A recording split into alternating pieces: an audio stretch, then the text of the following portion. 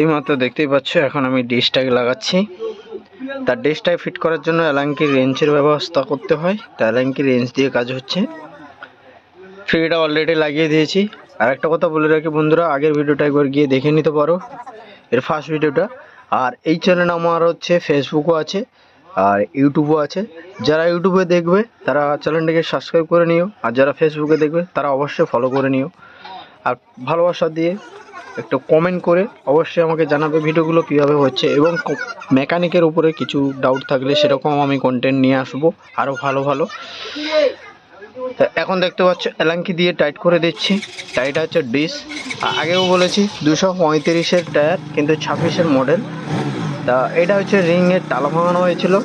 আর এখন যেটা করছি এটাকে রিং ফিতা বলে থাকি আমরা। তার রিং ফিতাটাকে এখন আমি লাগিয়ে দিচ্ছি। রিং ফিতার প্রত্যেকটা সাইকেলের চেকার জন্য প্রয়োজন হচ্ছে রিং ফিতা। অনেক ক্ষেত্রে হয়ে যায় রিং ফিতার জন্য কিন্তু টিউবের সমস্যা হয় এবং টিউবকে লিক করে। যাই হোক, এখন আমি রিং ফিতাটাকে পরিয়ে দিয়েছি ঠিকঠাকভাবে। তা এরপরে টায়ারটাকে লাগাবো, টিউবটাকে লাগাবো। আর ফিটিং করব কীভাবে অবশ্যই দেখবে, কারণ এটা হচ্ছে ডিস সাইকেল, ডিস ব্রেক।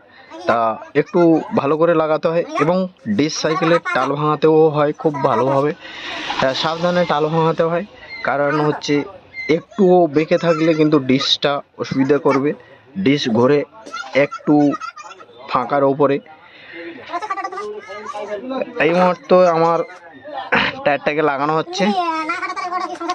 তা চ্যানেলে যারা নতুন থাকবে চ্যানেলটিকে অবশ্যই সাবস্ক্রাইব করে নিও, আর ফেসবুকে যারা দেখছো তারা অবশ্যই আমার ফলো করে নিও। তা আমার কতদূর থেকে আমার ভিডিওগুলো দেখছো অবশ্যই কমেন্ট বক্সে জানিয়ে দেবে, আমি জানলে খুবই খুশি হব।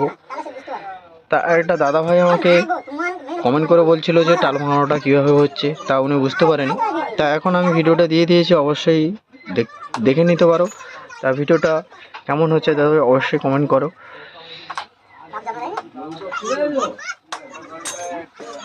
তা অলরেডি আমি চাকাটাকে পরিয়ে দিয়েছি। তার টায়ারটা খুবই মোটা টায়ার, দেখতেই পাচ্ছ। এখন এই সাইকেলগুলো প্রচুর বেরিয়েছে মার্কেটে, আর এখন এই সাইকেলটা প্রচুর চাহিদা মানুষের। আর খুবই মোটা চাকা এটা আমরা 235-এর টায়ার বলে থাকি, এবং 26-এর মডেল। তার টায়ারগুলো লাগালে অলরেডি রেলসন বা ব্যাডরকের মালগুলোই লাগাবে, তা খুবই ভালো হয় ব্যাডরকের রেলসনের মাল লাগালে। আর সাইকেল যদি এরকম সাইকেল কিনতে হলে অবশ্যই হারকুলেস এবং ভালো কোয়ালিটির দেখে সাইকেলগুলো কিনবে। সাইকেলগুলো প্রাইস বেশি থাকে না, 5,000 5.5 থেকে 6,000-এর মধ্যে হয়ে যায়। তার সাইকেলগুলো খুবই সস্তায় পাওয়া যায়। তার টিউবটাকে পরিয়ে দিচ্ছি। টিউবটাকে লাগাতে হয় একটু সাবধানে লাগিয়ে দেবে, তা মোড়ে না যেন থাকে। টিউবটা অনেকে লাগাতে গিয়ে ভাঁজ করে রেখে দেয়, তা ভাঁজের কারণে কিন্তু টিউবটা কেটে যায়। তা এখন আমি দেখতেই পাচ্ছ টায়ার রেবার দিয়ে টিউবটাকে আমি টায়ারটাকে লাগিয়ে দিচ্ছি। টায়ারটাকে লাগাবো। টায়ারটা লাগানোর পরে এবার হাওয়ার ভরিয়ে দেবো। তা এখন হচ্ছে বর্ষার সিজন। তা তোমাদের ওখানে কতটা পরিমাণে বর্ষা হচ্ছে কমেন্টে অবশ্যই জানিয়ে দিও।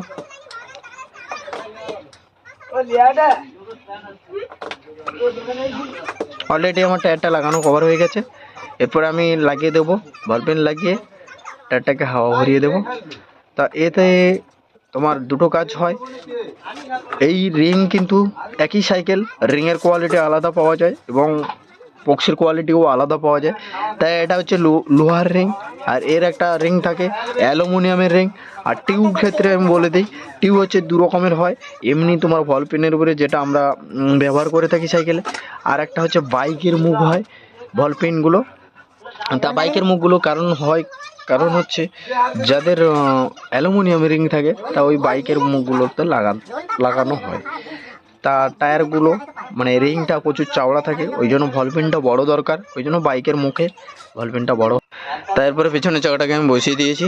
তা পিছনের চাকাটাকে বসানোর জন্য সিধাভাবে বসাতে হয়, তা ভালোভাবে বসিয়ে দিতে হবে। কারণ ডিশের ব্যাপার, ডিশটা হচ্ছে একটু ফাঁকার উপরে ঘোরানো হয়, তার ডিশ যদি সমস্যা মানে চাকা যদি তোমার টাল থাকে ডিশ কিন্তু অলরেডি ঘুরবে না। তাই এবং চাকাটাকে চেনটাকে ভালো করে টাইট দিয়ে বসিয়ে তা ভালো করে বসাতে হচ্ছে। তা ওই কারণে আমাকে চেনটাকে হালকা টাইট দিয়ে দিচ্ছি। তার ডিশের লক থাকে, ডিশের লকটা হচ্ছে খুবই দাম একটু বেশি হয়, কারণ ওই ডিশটা হচ্ছে ডিশের লকটাই মেন, ডিশের ব্রেকের জন্য ডিশের লকটাই থাকে। তা এই কারণে আমি দেখে নিচ্ছি দুধারে তা দেখিয়ে টাইট দেবো। তা দেখে টাইটটা দিয়ে দেওয়ার পর আমি চাকাটাকে হালকা ঘুরিয়ে দেখতে হবে। তা এখন আমি চেনটা মনে হচ্ছে হালকা টাইট হয়েছে, এই কারণে আমাকে চেনটাকে হালকা টাইট করে তা বসাতে হচ্ছে। তা এরপরে ঘুরে দেখে নিলাম, তা অলরেডি ফিটিংয়ের কাছাকাছি শেষে। তা তোমরাও কমেন্ট বক্সে অবশ্যই জানিয়ে দেবে ভিডিওটা কেমন হয়েছে। আর চ্যানেলে নতুন থাকলে চ্যানেলটাকে অবশ্যই সাবস্ক্রাইব এবং লাইক কমেন্ট শেয়ার অবশ্যই করবে। তা আমি চাকাটাকে হালকা লুজ করলাম, ভেতরে যেটা হকপন থাকে হকপনটাকে তাই লুজ দিয়ে দিচ্ছি। কারণ লুজ দেওয়ার কারণ হচ্ছে চাকাটা প্রচুর টাইট ছিল, তা ওই জন্য আমি লুজ দিয়েছি। তা লুজটা আরও একটু প্রয়োজন, চাকাটা ইজি হচ্ছে না। জায়গাটাকে ইজি করার জন্য অলরেডি তোমার হপকনে যেটা জামনাট থাকে ওইটাকে আমরা হপকন বলে থাকি, তা ওইটাকে লুজ দেবে পাতি রেঞ্জ দিয়ে। তা অলরেডি আমার ভিডিওগুলোকে পুরোটা দেখার চেষ্টা করো, পুরোটা সাইকেলের ভিডিও না দেখলে বুঝতেই পারবে না যে কাজ কীভাবে করা হচ্ছে। তার কারণ আমি পেছনের চাকাটাকে ইজি করার জন্য পাতি রেঞ্জ দিয়ে হকমনটাকে হালকা করে লুজ করছি এবং দুটো হাত দিয়ে চাকাটাকে হলিয়ে দেখে নিতে হচ্ছে তা কতটা পরিমাণে মানে গজানো হচ্ছে। তা যদি বেশি গজিয়ে থাকে তাহলে হালকা টাইট দিয়ে দেবো, আর যদি বেশি গজে টাইট থাকে তা হালকা লুজ দেবো। তা ওই কারণে আমি টাইটটা দিয়ে দিচ্ছি, পিছনের চাকার খাটনি থাকে। তা পুরোটা ভিডিওটা দেখার চেষ্টা করবে। তা যারা আমার ফেসবুক থেকে দেখছো তারা অলরেডি ফেসবুকটাকে ফলো করে রাখবে, এরপরে ভালো ভালো ভিডিও আসবে। এবং যারা ইউটিউব চ্যানেল থেকে দেখছো তারা ইউটিউবটাকে অবশ্যই সাবস্ক্রাইব করে নিও। আর একই নামে ইউটিউব এবং ফেসবুক চলছে, অলরেডি গিয়ে চেক করতে পারো। সুভাষ সাইকেল মেকানিকে তোমাদেরকে অনেক অনেক ধন্যবাদ, এই নামে অবশ্যই সার্চ করে নিও।